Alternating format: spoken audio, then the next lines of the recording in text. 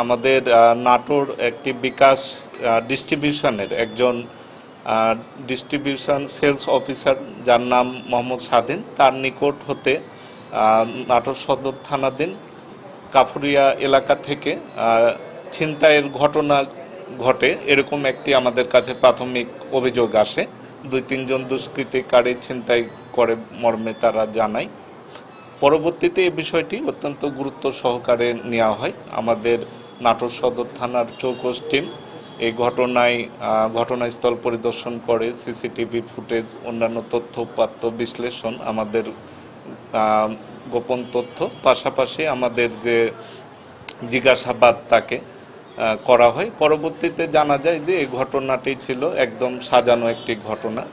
মোহাম্মদ স্বাধীন ইনি অনলাইন জুয়া খেলায় আসক্ত। এই জুয়া খেলায় তিনি এই 3.5 লাখ টাকা খুইয়েছেন।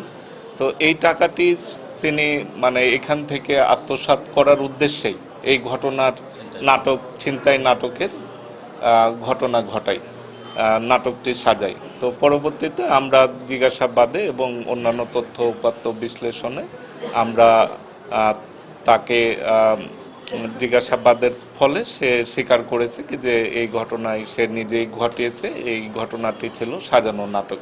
এই ঘটনায় বিকাশের এজেন্টের পক্ষ থেকে একটি মামলা দায়ের করা হয়েছে। আর যেখানে টাকা সে দিয়েছে সেটি উদ্ধারের আমাদের চেষ্টা চলছে। টাকা উদ্ধারও হয়ে গেছে।